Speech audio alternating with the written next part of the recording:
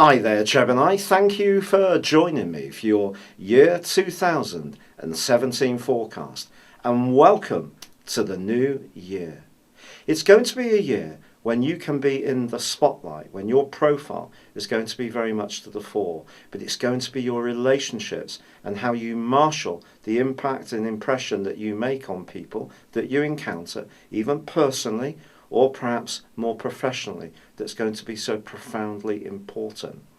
But as we start this new year, we need to drill down into the detail of your solar return.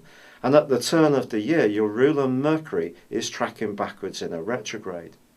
When Mercury is retracing its steps, there is no doubt about it, it can cause some issues. But what it encourages us to do is to micromanage that area of activity with a great deal of care and scrutiny. And for you, it's all about your shared resources, business matters, anything to do with your long-term financial future, property affairs too. All these are going to require a lot of care right throughout 2017. But of course, the Sun is in this location too, as it would be at the turn of the year. It always is, although Mercury is not always in this location. So the Sun forges a fantastic link with a combination between Mars and Neptune, which are really inspiring you to go forward in 2017 and really dazzle people with your ideas, even if they're quite imaginative. The only cautionary note here is that when Mars is in an alliance with Neptune, it can erode a little bit of reality. So our imagination can be absolutely fantastic, but if you're dealing with the bank manager, they want to see facts and figures that are really persuasive and compelling. So just bear that in mind. But the Sun's angle to Mars at the turn of the year suggests that you can galvanize yourself as far as your resources are concerned this year. But attention to detail is going to be fantastically important right throughout the whole 12 months. Now, if you recall from last year, Saturn, the planet of structure, but also of discipline, and in some ways of restraint and constraint, was in your sector of relating. And it's going to be so right through to the 19th of December this year. So it tracks on in your opposite sign of Sagittarius. Jupiter also continues in the most flamboyant and gregarious part of your chart, your fifth solar house, through to the 10th of October. Jupiter and Saturn are going to be combining absolutely superbly for the first 2 months of this year. Now, if you think about it, Jupiter is about growth, Saturn is about caution. So how do you get these two to come together? Well, I think in a word, it's by balancing the two extremes of the planetary influence. Jupiter can also almost kid us to think anything is possible. In other words, have too high hopes. And Saturn can make us feel a bit dour and feel that nothing is impossible. So they can balance each other out really well and be very helpful to you around the right kind of relationships.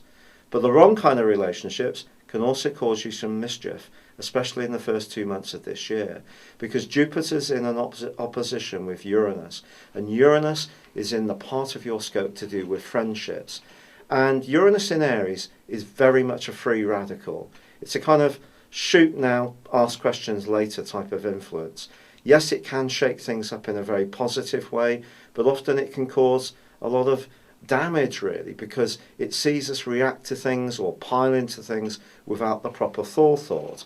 And because of Jupiter's exuberance and association with good fortune, if you do find yourself thinking carefully about risking your resources on a big project or plan, or going for it in a way which is not really thought out, try to just throttle back a little bit. And remember, the founding background message of this year is care around resources. That is important, despite the opportunities that undoubtedly exist.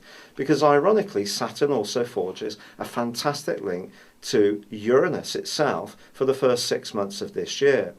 Now, Saturn will be starting a backward journey on the 6th of April, as it always does each year. So your relationships from that point, for 5.5 months through to the end of August, will require a certain amount of care. You can't take anything for granted. But I think what we get here is Growth can come about if it's well thought through and structured, and that's a big thing about it. So it's finding a balance. Now, at the turn of the year, Venus, the planet of love, is also in your sister air sign of Aquarius. A great location. This can see you much more explorative, open to new people, travelling. You could meet someone on a holiday on the back of this.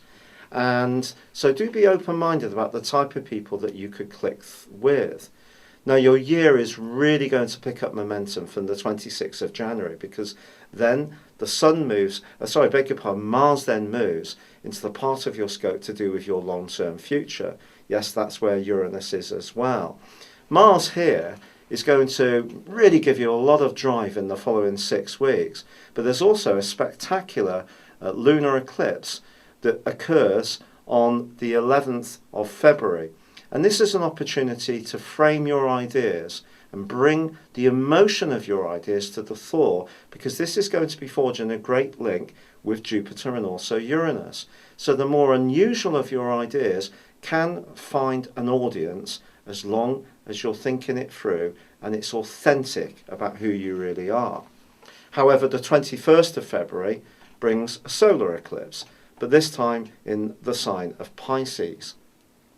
If this rings a bell, it's because the lunar eclipse which occurred last September was also in Pisces and combined with dreamy Neptune.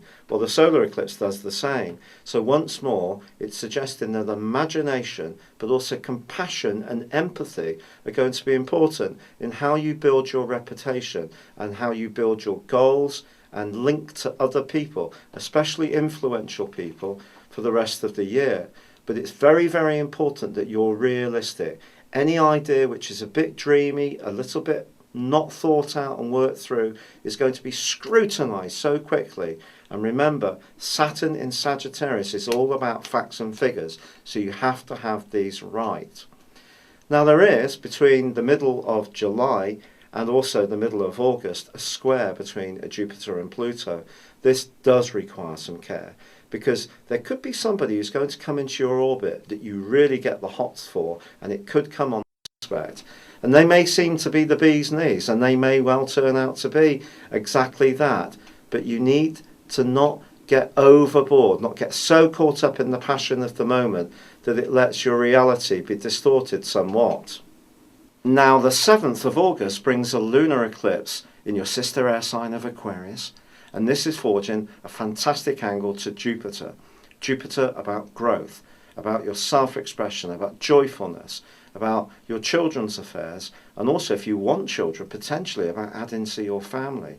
But it's also about how you're having fun in life. And this is a really exuberant lunar eclipse, and it can see you perhaps getting off the beaten track, travelling to somewhere completely different on a holiday in the following 6 months, or hunting down different destinations or interests which really grab your interest in such a way that you feel fully captivated. But then on the 21st of August, there's a superb solar eclipse in the sign of Leo. Now, this really is going to give the second half of your year a heck of a lot of propulsion. And also, Saturn and Jupiter are forging a great link again across August and September. So the ideas that you have that you're funneling out to other people, which you're really excited by, can gain even greater traction. It's really exciting stuff. It is true to say, however, that on the 11th of October, Jupiter, the planet of growth, moves into a new area, and it's a lot more earthy. It's the 6th solar house. And this is about health, fitness, diet, life organisation. But for me, it's also about taking all the wonderful ideas that you were generating in the first 10 months of this year, or first 9 1/3 months of this year, and converting them into something that's more tangible and lasting and gives you a return on an ongoing basis. So see this as a real opportunity to get the things that you've been working on earlier in the year, which are exciting, bedded down so they become part of your everyday existence. Now, Saturn is going to mercifully leave your sector of relating and relationships on the 20th of December. And I do feel that this is something that you will be really excitedly looking forward to. But before it says au revoir to your sector of relationships, for the first couple of weeks of December, Saturn's going to be alongside your ruler Mercury, which, guess what, is retracing its steps again, but this time in your sector of relationships. So it's possible, just before Saturn says goodbye, you're given a little bit of a reminder of the need to be very clear about what you want in your relationships, clear in your expectations of what you're likely to get, but also sensitive to the needs of people you're interacting with closely. And it may be just a timely reminder of all that has been unfolding for you in the 2.5 years previously through Saturn's journey through your sector of partnerships, because it probably hasn't all been easy. But as you end this year, I do feel that you're going to be so much wiser, so much more informed about this key area of life, probably the most important area of life, which is people and how we interact with one another.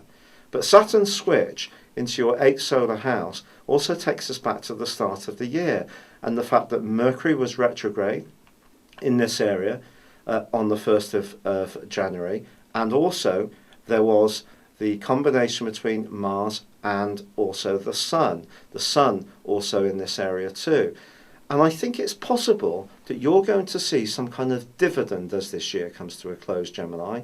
And it's all about how you've been able to stay grounded around the more worldly and business-like areas of life, continue to scrutinise things, be very on the ball around the detail, but blend your exuberance and the unique talents to this on top.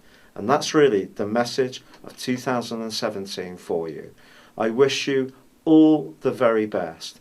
And of course, you can tune in every single week for your unique Gemini weekly forecast and your monthly forecast on my channel. It's been a real pleasure being with you. Good luck and goodbye for now.